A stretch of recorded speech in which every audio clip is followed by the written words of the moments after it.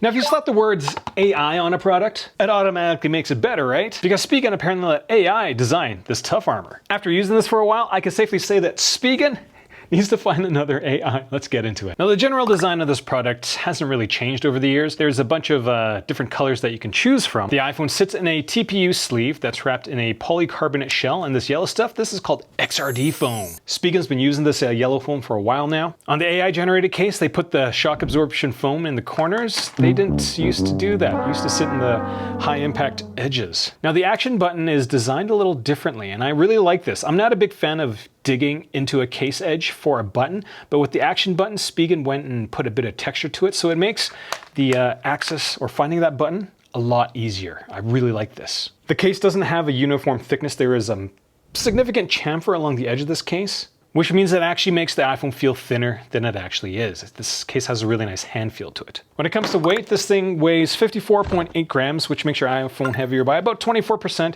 The average weight of a case is around 45 grams. Now, for some eagle-eyed viewers, you'll notice that the averages changes as I add more cases. That will change ever slightly, but that's kind of what an average is, isn't it? Now, in terms of thickness, this case is only 12.5 millimeters thick, so it's going to make your iPhone feel only 51% thicker. I don't know why this case is heavier than average, because it doesn't feel bulkier. It doesn't feel like it. In terms of usability, it's fairly slick, and it feels kind of greasy at times. You can kind of see where my face has been. The finish on the black case is very, very slick. I know previous versions, the gunmetal had a very strong soft rubber coating. I don't know why they decided to get rid of it for the black ones. The buttons on the case are integrated, and they are so big and thin. They've got a pretty decent feel for integrated buttons. The edges of the case are uniform, so there's no thicker top or bottom, and they sit fairly low. So screen access from left to right is quite decent. Port cutout is a decent size, so you can use whatever cable you want. And the camera cutout is asymmetrical, which I generally do not like, but Spigen's put a pretty big taper on this front edge, and so it feels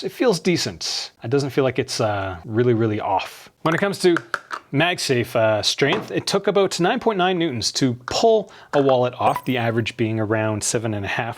When pushing MagSafe wallets off the Spigen Tough Armor AI, it took about 15 newtons, which is really high because the average is only 9. When it comes to rotation, it was 7.2 newtons, and this is the highest that I've seen out of all the cases I've tested. So MagSafe accessories are going to stay on. I really do like the ratio of 9 and 15 because you can easily pull things off. Not easily, but you can pull things off without much effort.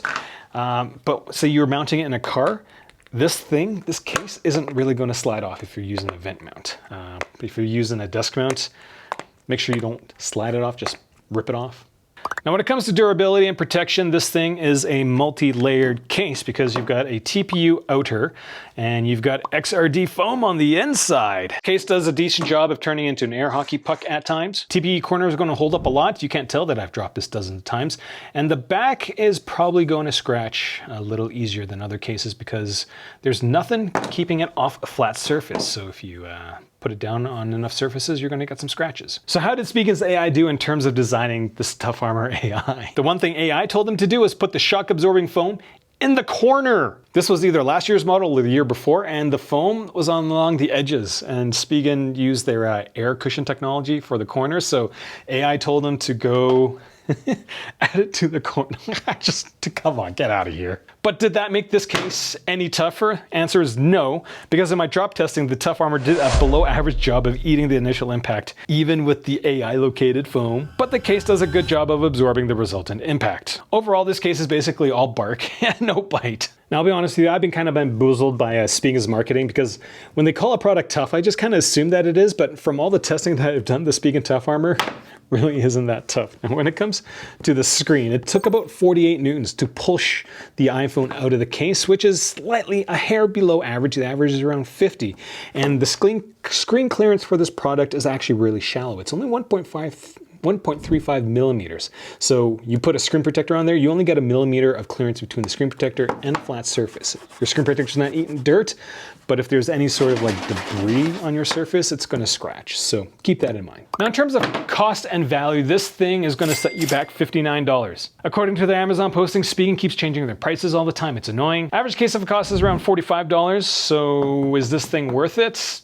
Not really. The only extra it comes with is this tiny little kickstand, which works, but isn't great. This thing, from my perspective, is overpriced for what it offers you. Now, if you get one at a cheaper price, say that, is it worth getting? Maybe if you want to add another case to your case collection, but this isn't a daily driver for me. I'm on a mission to figure out what the best case for the iPhone 16 is. If you haven't seen me before, well, I'm a reviewer, not an influencer.